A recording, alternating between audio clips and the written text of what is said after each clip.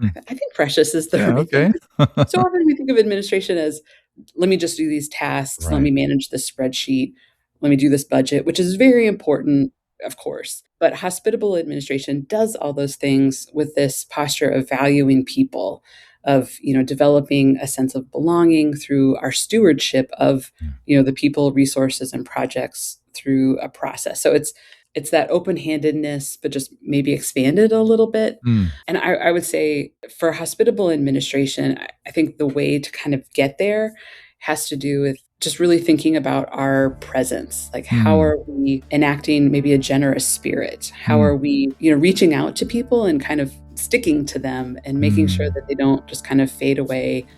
You know what I dislike about my job the most? It's little things like paperwork, right? Checking off tasks, emailing people, and just making sure everyone is still on task with whatever they need to be doing, right? It's the administrative stuff that I'm just not as excited about as some of the other things when it comes to pastoral work. And that's probably true of a lot of us who are listening to this podcast. We didn't sign up to do administrative work. We signed up to do, well, ministry, meaning being with people, right? Loving people, bringing God's healing and wholeness into people's lives. And we do that through preaching and teaching and presence, right? In all kinds of ways. That's what we signed up for. And then we leave the administrative stuff, hopefully, to others who are more gifted at that. And that's what I do. And I am so grateful for those who are administratively gifted. The danger is that we minimize administration into something less than ministry. But administration is ministry. It is just as much ministry as preaching and teaching and being with people, sitting with people in their grief. It is just as much ministry because it contributes to the overall mission of God. Right? And so I'm really excited to share this conversation with you. It's with Jana Holiday. Jana is the Dean of Students at Gordon Conwell Theological Seminary, and she's the author of Taking Good Care, Administration for Christian Formation. It is a great conversation, and we look at all kinds of aspects about administration that probably most of us have never even considered. I'm Marcus Watson, and this is episode 311 of Spiritual Life and Leadership. Hey, Jana. I wanted to ask you this question as we get started. What do you love about administration? I understand that I am a minority person who could actually say I do love administration. So I really appreciate that question. Yeah. I think for me, the essence is I really love solving problems. And with that, there's just the kind of that gratification that comes from solving problems and just kind of crafting ways of, moving forward, whatever the situation is. I love also doing that collaboratively. Mm-hmm. I think that's a really important aspect of why administration is fun, to be able to do that together and bringing disparate people and perspectives. And I love just kind of figuring out kind of what is needed to fulfill the mission of whatever we're working on, and then working out how to get people and resources just kind of pointed in that direction. Yeah. Well, I mentioned to you just before we started recording, our audience is mostly pastors, and I'm sure some of them love administration, and many of us don't, or just sort of, we do it, and we've gotten probably good at it over the years, but also are very grateful for the administrators and the administratively gifted people in our congregations who can carry some of those things, like paperwork. I don't like doing paperwork, filling Few out people forms. do. So that's Well, very yeah, and that's obviously not what administration really is about. Okay, so one of the ways that you talk about it, and the book title of your book is "Taking Good Care: Administration as Christian Formation." Taking good care, of course, is stewardship, and so help us understand the connection between administration and stewardship. Absolutely. My simple definition of stewardship is just that idea of taking good care of something. So administration, just kind of how I think about it, is has to do with the purview of people, resources, and projects. Mm. Um, and that we want those to kind of go somewhere, to be Mm. headed in a direction. So administrators, I think, are just those people who kind of see the in between spaces. Mhm. So this idea of stewardship is recognizing what is our responsibility, and then how do we think about kind of caring for all of those, people, resources, and projects. Yeah.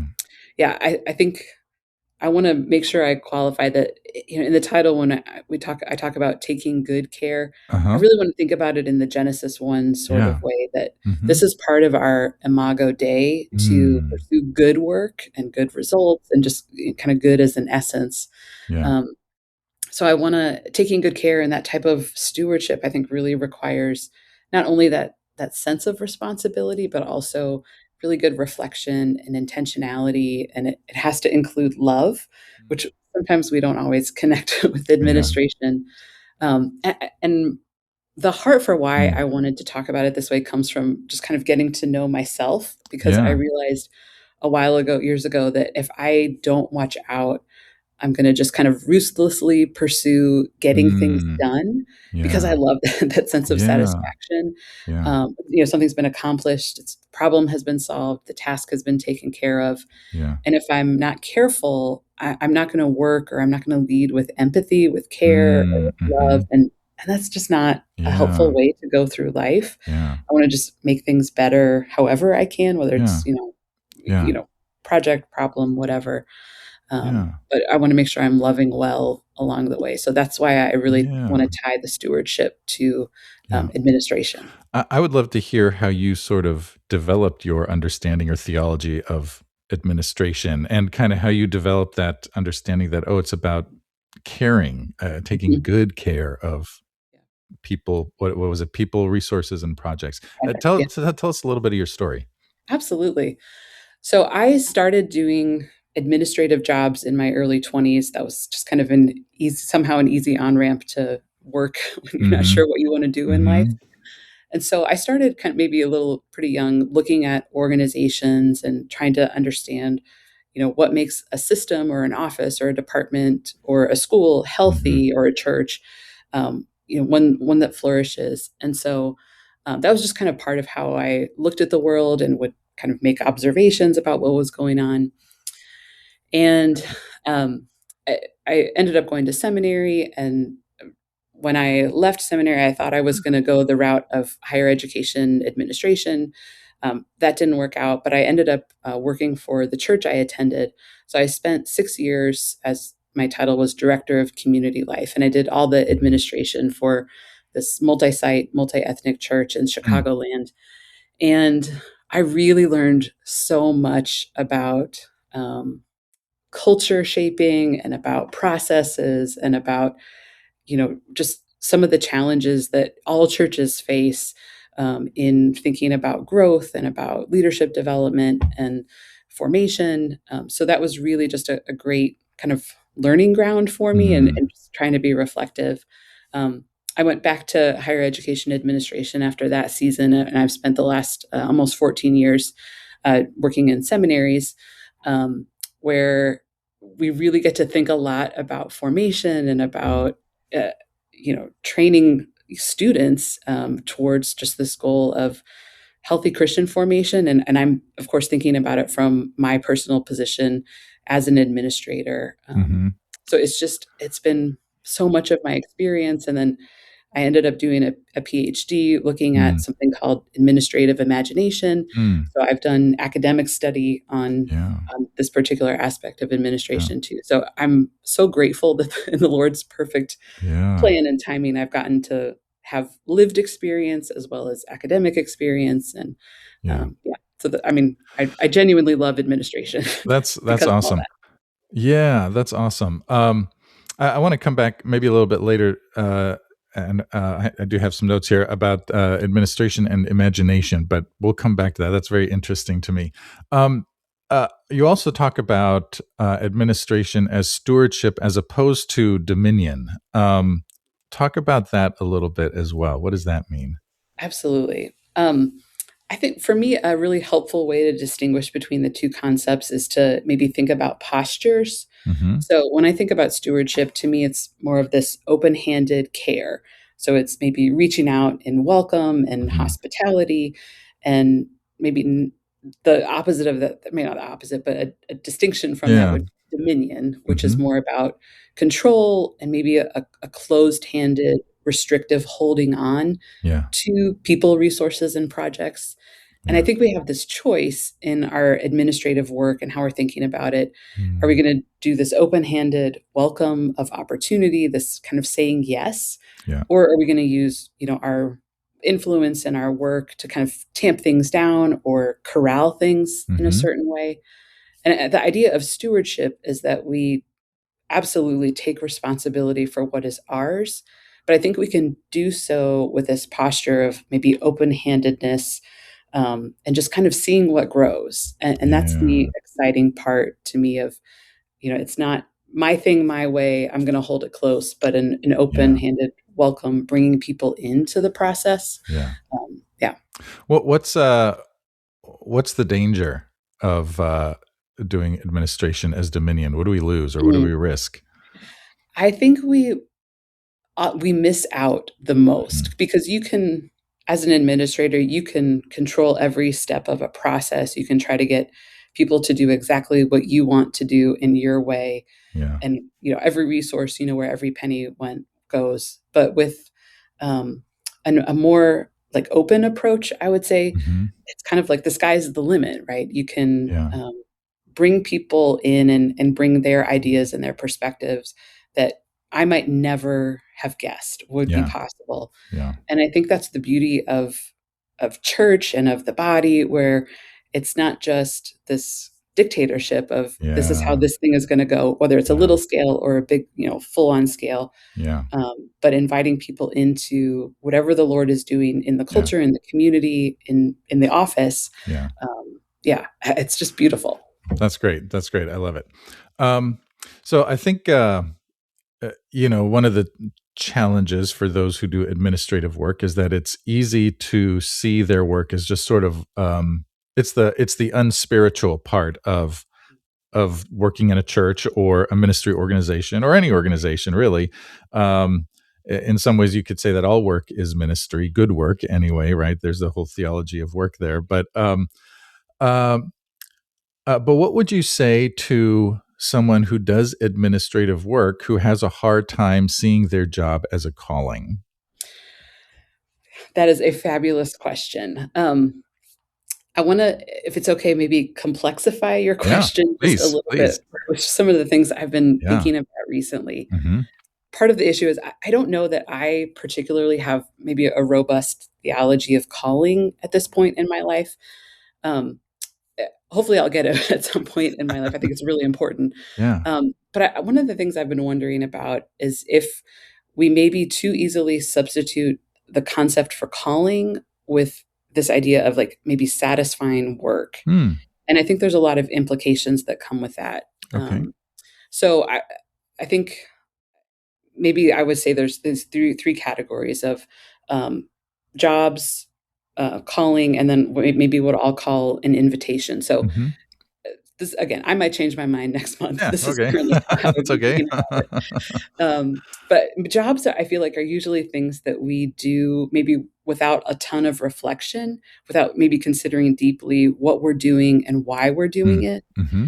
And I'm wondering if, calling incorporates this idea of obedience, where God Mm. has maybe directed to a particular place, a particular people, or a particular task, or some Hmm. kind of combination of those. Yeah. And then my third category of invitation is that I think it's this welcome that God gives to people to do something in a certain way at a certain time. Yeah. So it's not really this obligation, but an opportunity. Yeah. And so my hope is that for those of us who do administrative work, which, as you pointed out, is basically everyone, Yeah. that we would be able to reinterpret that work as God's invitation to care for the people and the resources and the Mm. processes for which we have responsibility. Yeah. I Yeah. think absolutely some people are called. That's amazing. That's Yeah. wonderful. But I think the invitation is present to all of us where, we have this freedom to respond, Yeah. and there are implications if we Yeah. don't respond. Yeah. Does that make sense? Do Yeah. you think I'm Yeah. right Yeah. with Yeah. that And hypothesis? yeah, and my follow up, I guess, question would be then, to what end? How would you answer that? Right. So we do the work of administration, and we steward the people, process, projects, etc. And then to what end? How would you say that? Like for the Yeah. purpose of? Yeah. I I mean, I think there's both hopefully a personal purpose, but then also Mm. this organizational Mm. purpose of, Mm-hmm. let's think about a church context where the church has probably its own particular mission, but maybe Right. generally also just like go and make disciples and, Mm-hmm. do Yeah. everything, scripture is saying. And so, I think we do this kind of care and this kind of thoughtful work and this invitation in a way that I think honors the mission that scripture gives us as Mm-hmm. followers of Jesus, but then also hopefully it honors, it's part of the mission, our personal mission of, why am I doing this job? Why Yeah. does it matter? How do I fit into whatever is going on Yeah. organizationally? But Yeah. I don't think how we do administration is separate from the mission. I think it's integrated Yeah. into Yeah. it. Yeah. I mean, when you read uh, even like the Old Testament, or think about the Exodus, Mhm. the way Jethro helped Moses coordinate decision making, essentially. That's administration. And it was Yep, part of the way absolutely, that the people of God were brought into the land that God had promised them. That was their mission there. And part of the absolutely. way the mission was fulfilled. Yeah. Yeah, Um, Jethro, in my mind, is the first administrative consultant in uh, scripture, and he yeah. does such a wonderful job. Yeah. I wanna mention one of my Yeah. favorite things about that passage with Jethro Hmm. is, well, a couple things. Jethro just comes in with this non-judgmental approach to the horrible way that Moses has Yeah. been leading and caring Yeah. for the people, and he says, "Hey, I have a better solution for you. Let me Mm. help you." Yeah. Yeah. And then, when you go to the end of Deuteronomy, when Moses dies, Hmm. um, he's taken up on the mountain, and then, there's this lovely little phrase that says something about how, his eyes were not dim and he was full of Mm. years. Yeah. And how I read that verse is Moses wasn't burnt out or kind of Mm. crawling towards the finish line, and I think so much of Yeah. the credit for that should probably go Hmm. to Jethro, Yeah. because Moses was drained and, like, barely Yeah. surviving at that point, Yeah. but Jethro came in with this helpful administrative structure and enabled Moses to finish Yeah. well in this really amazing sort Yeah. of way. Yeah. I love that. I love Yeah, that. right? Yeah, that's great. We need our administrators to help. Not only administrators, but to help the leaders not burn out by trying to do it all. At least that's the Absolutely. model that we see there in Moses's case, which maybe leads to you talk about over functioning and under functioning. Mm, Can you talk about that a little bit and how that impacts the people we absolutely. work with and the churches we serve? Yeah. Absolutely. This was, one of the there's a couple topics in the book that I Uh-huh. personally always felt convicted by not only when I wrote it, but when I would Hmm. re-edit it and just think, "Oh, man, I gotta work on this." So Hmm. overfunctioning is this idea, where we're sometimes doing too much, Yeah. and the way we maybe figure out what that is, there's probably a lot number of factors. Are we looking at an appropriate job description that we have? Are we, are people around us telling us that we're doing Yeah. too much? Are people around us maybe not responding in the way that we would expect when it's a collaborative, Yeah. type of situation? Yeah. Under functioning leaders are those who maybe do too little. Mm. So those are people who can always find someone else to do what Mm. should be their job. Um, Yeah. for a lot of maybe good reasons, maybe poor reasons, Yeah. but Yeah. overfunctioning, underfunctioning are kind of those 2 categories, and I Yeah. think the key is, for congregations or for people who are working with, overfunctioners or underfunctioners, Mhm. um, the key problem is that trust, I think, is eroded in either case. So, with over-functioning leaders, it's hard for us to trust them because we don't think they're taking good care of themselves, Hmm. and for under-functioning leaders, we don't trust them because we think, "Why aren't you doing your job? Why aren't you doing what Yeah. is yours to Right. do?" Right. Um, so and I think in churches, especially where there's Mm. maybe fewer structures, maybe people don't even have a very clear job description. It's really Mm. easy for one of those categories for us to fall into those. So Yeah. it's hard. I think most people know which is Yeah, their yeah. tendency. Yeah, And yeah. then maybe the next step in resolving them is just to realize, oh, this is not only potentially harming me, but potentially harming my team or the people I serve. Let Yeah, me think about yeah, how to course correct. yeah. That's great. If you are working with two things. If you're an overfunctioner or underfunctioner, how do you know and what should you do? And then if you're working with an overfunctioner or underfunctioner, how can you lead them or encourage them? So maybe start Yeah. with yourself first and then Yeah. others. Yeah. I have a fabulous question. For overfunctioners, um, maybe a wise action would be actually maybe for both is to just do an audit of um, what is the ideal of what I should be doing, and then what is the actual. And Yeah. obviously, that takes a lot of objectivity as we look at our lives and our work. Yeah. And I think it also is so wise to bring other people in and say, "Hey, here's my list of what I'm doing. Am I missing anything? Do you feel like this is appropriate?" So, like a Mhm. supervisor or a trusted colleague. Um, and then I think in organizations, we always have to think about the whole, or like in the book, I talk about the ecosystem. Yeah. So I can't just decide, oh, I'm an overfunctioner.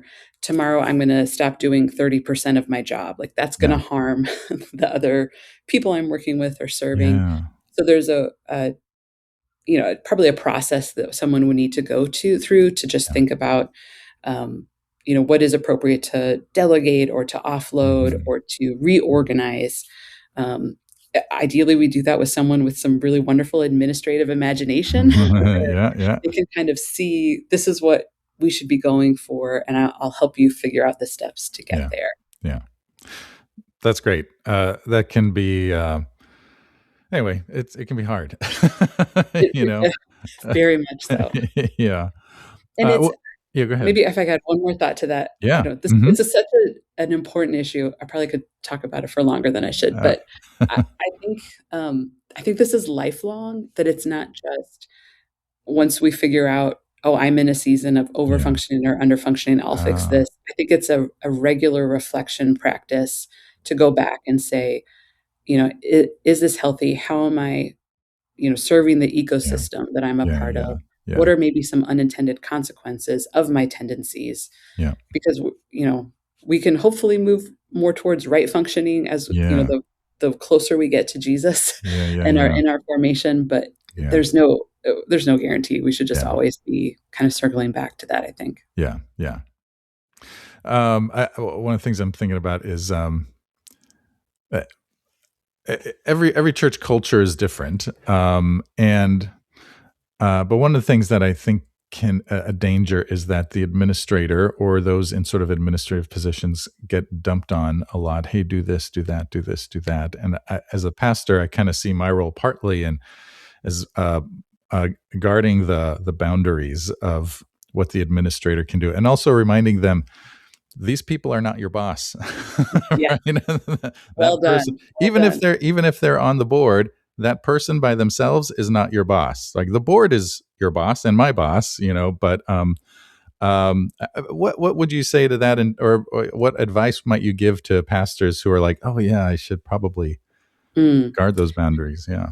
Yeah, I think what you're doing is wonderful. Mhm. It's looking at, your staff as a whole Mhm. and seeing, where are some of the potential pitfalls or dangers or stressors that are coming. Um, I think the particular kind of scenario you named is tricky because, and I'm a strong proponent of something I like to call hospitable administration, which Yes. is just kind of creating a welcome and a belonging as as as much as administrators to do to bring people into how the life of the organization or the church in Mm-hmm. this case. And so it takes a pretty high level of social and emotional intelligence for administrators to both have that hospitable Mm. administration mindset Yeah. and practice, but then also to be able to figure out how to say, I'm so glad you're here. I'm so glad, you want to do this particular initiative. Yeah. I'm sorry, I'm not the person to be able to help you right now. Let me help you think about other Mm. opportunities or ways to resolve Yeah. this. Yeah. And I think as the supervisor, you have to kind of both model and coach towards both of those Mm. things. Like Yeah. you Yeah. can't just be like, all these crazy people who are giving you too much work, like, "Oh, I'm going to put a stop to Mm. that." Yeah. Yeah. That's Right. not Right. really helpful. Right. Right. Um, but you don't want to just kind of leave the person without Yeah. a framework for Yeah. how they're thinking about their work and Right. in the community as a whole. Right. Does Yeah. that make sense? Did Yeah, that that answer? makes sense. Absolutely. I mean, it's ongoing. It's an ongoing communication thing. Absolutely. I think communication. I'm thinking about in my situation, communication, me and our administrator, and just staying in touch in terms of what kinds of pressures or requests she's Mhm. receiving, and then talking through those, and then I can act as sort of like a mirror saying, okay, this one is worth pursuing because it does fit kind of this other thing that we're working on. This one, let me call that person back and or whatever, or here's what you can say next time they talk. Anyway, but Exactly. it's a matter of um, ongoing communication. Anything else you would add to that? I think you hit the nail on the head with the open communication. Yeah. Because I mean, especially when we're on the same team, like we wanna support each other and please each other and help each other out. So, it sounds like you're thinking about the conversation in a way that will benefit your administrator. Your Hmm. administrator is obviously trying to help you out. Hmm. So, I think that's one of the things I love about working in Yeah. Christian organizations is we're all on the same team. Like, Yeah. I want what's best for the people I work with. They want what's best for me. So we just have kind of to figure out Yeah. that communication piece and figure out the Yeah. clarity of the Yeah. role. Yeah. So That's great. absolutely. You also mentioned hospitable administration. Can you say more about what that is? I thought that was a really interesting kind of concept. Yeah. Absolutely. So hospitable administration is, yeah, just this really precious approach. I think Mm, mm. I think precious is the Yeah. right thing. Okay. 'Cause so often we think of administration as let me just do these tasks, let Right. me manage this spreadsheet, let me do this budget, which is very important, of course. But hospitable administration does all those things with this posture of valuing people, of developing a sense of belonging through our stewardship of Yeah. the people, resources, and projects through a process. So um, it's that open-handedness, but just maybe expanded a little bit. Mm, Um, and I would say for hospitable administration, I think the way to kind of get there has to do with just really thinking about our presence. Like, how mm, are we enacting maybe a generous spirit? How mm. are we, reaching out to people and kind of, sticking to them and making sure Mm, that they don't just kind of fade away. mm. Somebody comes to us with an idea, but then maybe they don't follow up. I think Yeah. hospitable administration is maybe if it's a really great idea, circling back to them and say, "Hey, Mm, I'd love to empower you to do this. I'd love to help you do this. mm. Let me bring you into our organization in this way Yeah. with my presence." And obviously, like doing this prayerfully and wisely. Yeah. Um, but yeah, it's just this, yeah, I think beautiful way of not just tasks, but bringing people with us. Yeah. Yeah. Um, I guess the danger is administrators can just be like gatekeepers Mhm. where Yeah. you just say yes to this, no to that, yes, no, yes, no. And uh and that can be frustrating. It can make for like people, I suppose people could feel discouraged, like why should I even bother if I'm just going to get another no, or I have to jump through all these hoops, which is another thing. I wonder if I'm thinking about, so I'm Presbyterian, and sometimes Mhm. we do have a lot of hoops we have to jump through in terms of our polity.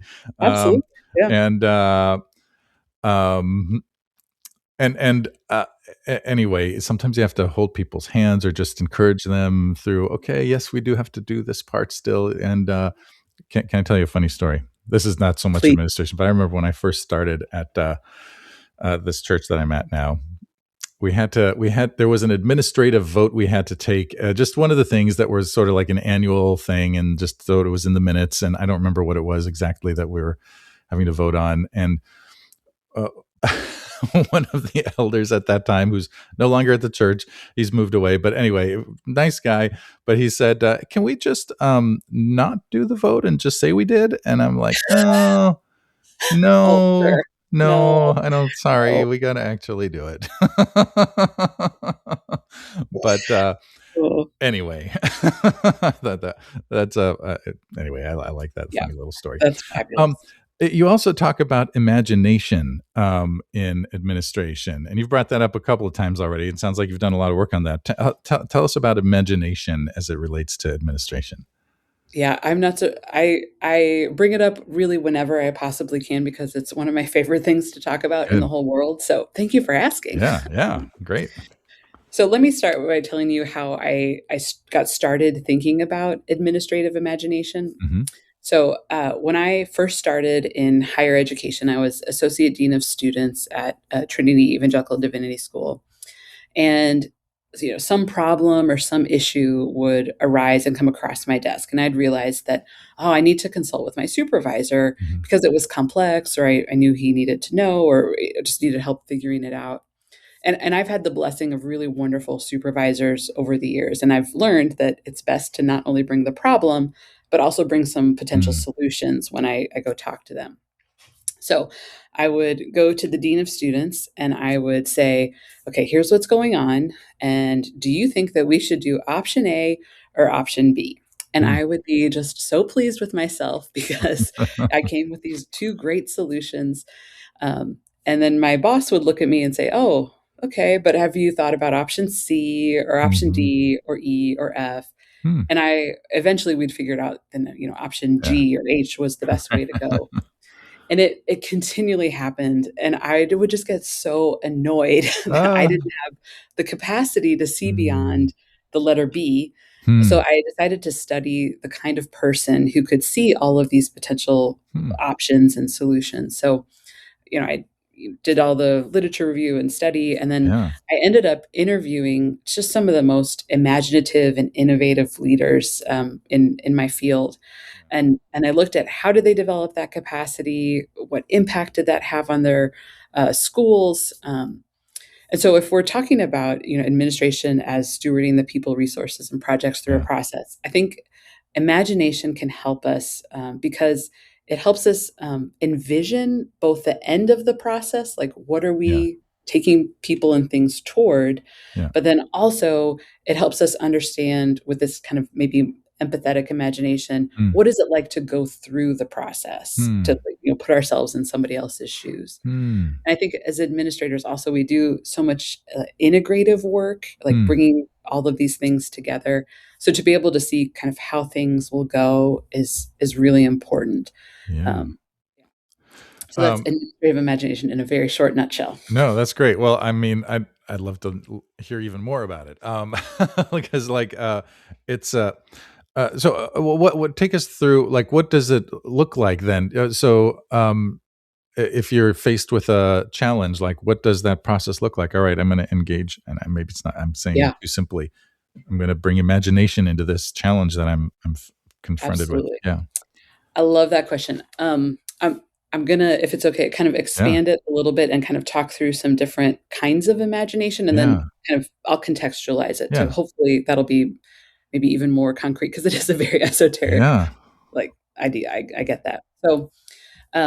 So there's this administrator in higher ed. Her name is Joanne Franklin Klinker, and she writes about imagination in higher ed. And Mm. she has identified three kind of specific different types of imagination. Mm. So let me talk about each of those and then Yeah. kind of show how they work together, maybe Yeah. ideally. So I would say, like, I think it's probably not helpful to just wake up one day and say, "Oh, I'm gonna be imaginative," and then Mm. you automatically do it. I think we do this best Right. in community and, it's a process, but Yeah. here's a start Yeah. at least. Yeah.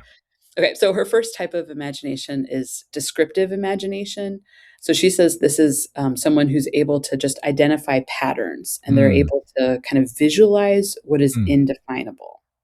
Mm. So suppose you're in a staff meeting or an elder meeting or board meeting or whatever, and you're talking about a topic and there's just these disparate arguments and points of view. And then there's that one person who comes along and just kind of brings everything together that makes sense of what's been said. So Yeah. there's this type of imagination, this descriptive imagination, where they just kind of integrate it and describe Mm. it. And in doing so, they just kind of create meaning Mm. for Mm. the people Yeah. present with that.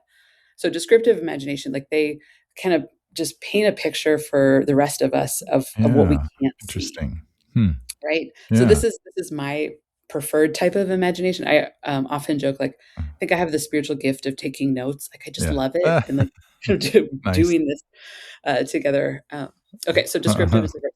The Okay. second type of imagination is she calls creative imagination, Okay. where this is someone who transforms existing concepts. So Okay. these are the people who just think, oh, here's something new. Yeah. And usually it's something the rest of us have never really seen before in our Mm. context. So they take the descriptions that maybe the first category figured out, and then they are able to just transform it and make something new.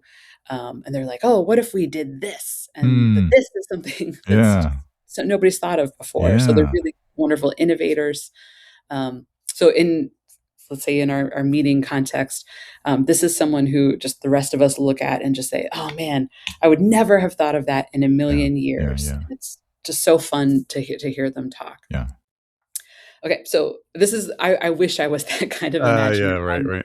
I think that would be really fun, Yeah. but that is not how the Lord made me, so that's fine. Yeah. Okay, then the last category is challenging imagination. So this is the person who's able to just critically evaluate the Mhm. progress that's made from the descriptive and the creative imaginings. Mhm. Um, the people who have challenging imagination, they're really very wise and discerning. They're really able to kind of see the potential result from the new thing Yeah. that came out, and they're able to yeah, just kind of bridge theory and practice.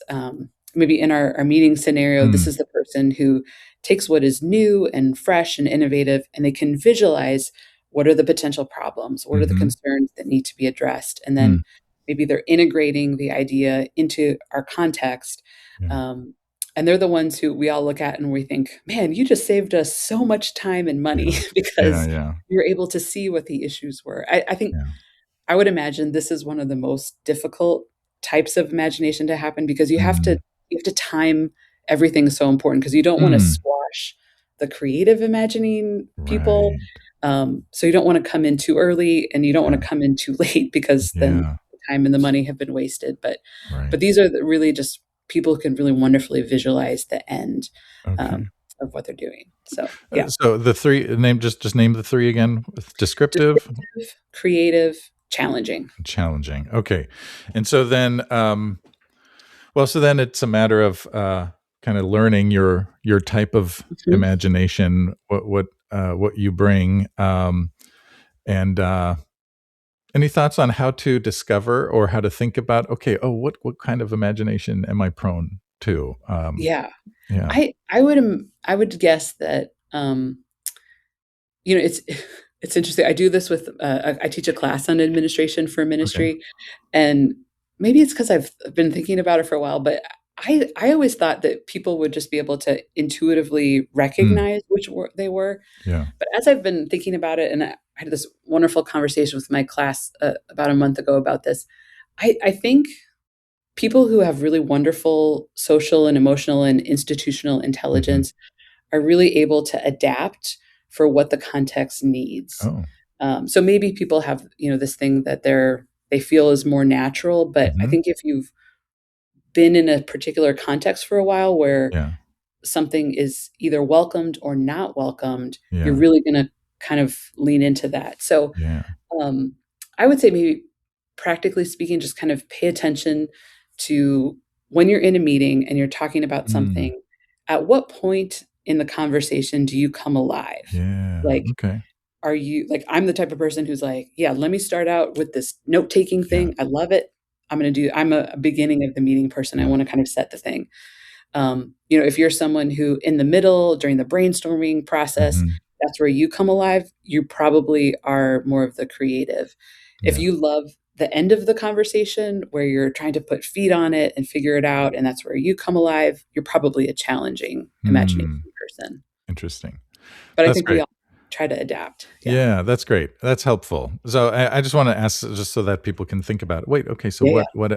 what am I bringing? And then design thinking kind of connects to imagination, I imagine. And you talk a little bit about design thinking. Talk a little bit about that. Absolutely. Yeah. Design thinking is really one of my favorite tools, when thinking about, I mean, organizations in general, but also just particularly, imagination like you're talking about. So design thinking is something that started in the world of design and engineering back in the 60s. And it's really developed in some interesting ways from there. But the kind of the heart of design thinking is really simple. Yeah. So we begin with the end user in mind. Mhm. That's basically it. And then Okay. the idea is we work backwards from there Yeah. to solve tricky problems. I think one temptation that administrators have is usually we want to solve the prima facie problem, the problem that's right in front of us. You Mm. know, the email that is comes in and then someone follows up 5 minutes Right. later and follows up 5 minutes. Like we want to solve that problem first because Right. it's annoying. Um, but instead, design thinking encourages us to um, think 5 steps from the first problem Hmm. and to think about um, what's it like when the process has done? How are the people feeling? What's the end result for the end user? And Yeah. then work backwards from there Yeah. instead of, oh, I have this thing that's kind of jumped up into my face and my Yeah. attention. Yeah. Um, and I think that's actually a very Christian way to think Mhm. about Mhm. problems and problem solving as Yeah. well. Yeah. So we want to use our imaginations and our empathy just Yeah. to more effectively solve those problems for the Yeah. people we're trying to serve. Yeah, yeah. And design thinking is like it's a thing, right? There are resources. Do you know any off the top of your head, and someone, in case somebody wants to learn a Uh, little bit more about design yes. thinking? I read Uh, one a while ago called Designing Your Life, which is I've read that too. Yeah. yeah, that's based in design thinking. Yeah. But any I others that I love that. yeah. So, so they have you read their second book? Oh, There's Design Your Life and then Design Your Work Life, I think it's called. oh, So it's the same yeah, process, but okay. contextualized to finding your job or your career or Hmm. calling. So, um, yeah, that's really good. But probably the best kind of most comprehensive is a book called The Art of Innovation by Hmm. Tom Kelly. Okay. So he's one of the people who there's a really well known design firm called IDEO. It's IDEO, Okay. um, and they've done work for decades in so Yeah. many different arenas using design thinking. So Yeah.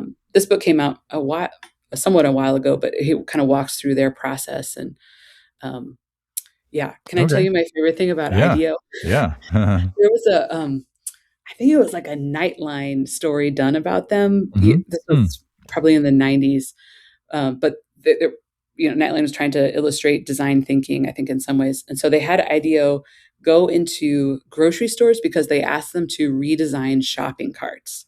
Hmm. And so IDEO went through their whole process of design thinking and they were interviewing people, they were watching how people lived and pushed their carts, and they came Huh. up with this wonderful new way of shopping carts, of using shopping carts. But I've never figured out like why they never caught on. It was Huh. just like a genius way. They're smaller. You Huh. can kind of like leave your cart and like pick up a basket. And if you forgot something, you can go get it. Hmm. It's more child safe than the ones now that they move Wow. easier. So my guess is for most grocery stores, it was too expensive to Oh, yeah. re Right. manufacture everything that they Right, had. right, right. But it's you can find it on Hmm. YouTube. It's a Interesting. fascinating It's like, story. maybe they needed an early adopter who was willing to try Yeah. it, and then if it worked, others might have caught on, but wow, fascinating. Okay, so there's a YouTube video, though, about, Yeah. Mhm. IDEO shopping carts. I'll have to look that up. Yeah, it's really Fascinating. interesting. Cool, cool. Yeah. Well, all right. So we've talked about a lot of stuff and really really good rich content here, and just learning about administration as more than just getting tasks done, which is I think kind of the way we sometimes think about it. Um, the subtitle of your book is "Administration as Christian Formation," and so I just want to ask one last question in regard to the formation part of it. and you talk a little bit about this in the book.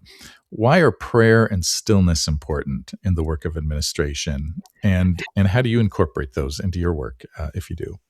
Yeah, absolutely.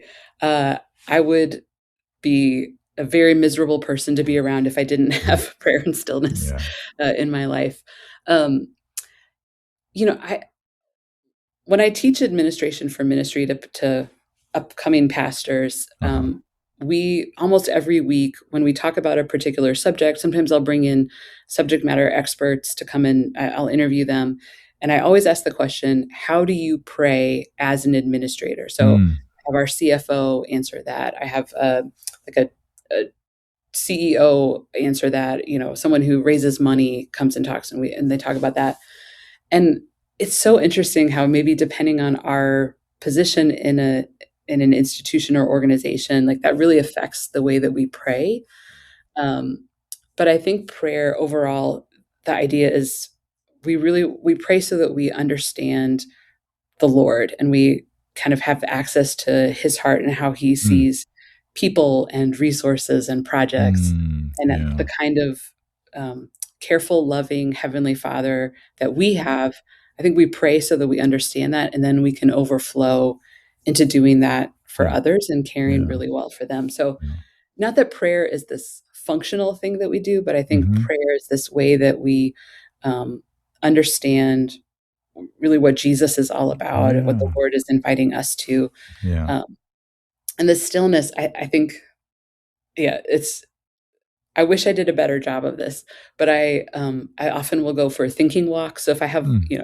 a project or a problem I'm trying to Yeah. solve, I will kind of walk out of my office and we have this Yeah. nice little 15-minute loop near Mm. where I work.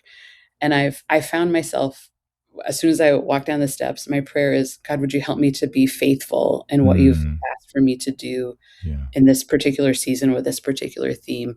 Yeah. And then I'll walk and, more often than not, I've have at least a couple of ideas by the time Yeah. I'm Yeah. done. But it's that taking myself away from my laptop and the people and Mm. the interruptions to Yeah.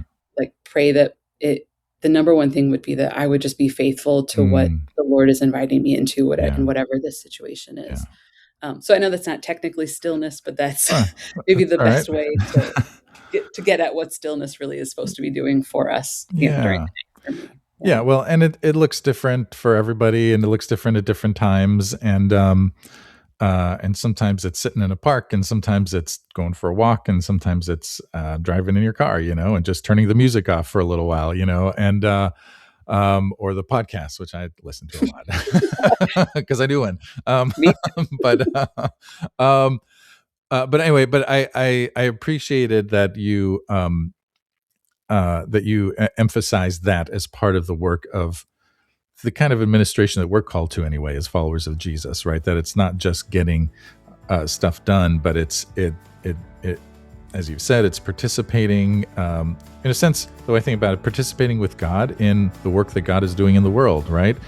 That's the work of stewardship, and the work of hospitality, and we bring our imaginations to it, and we are, and there are times when we need to just slow down, say, Mhm. okay, Lord, how are you calling me? How are you leading me, guiding me in this moment, in this project?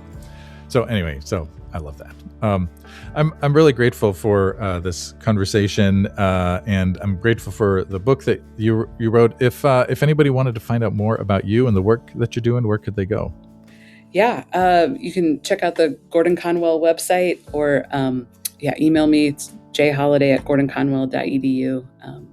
I'd be happy to respond to questions. I love talking about administration and imagination and all those things. But yeah, awesome. Well, thank you. Really appreciate talking with you today.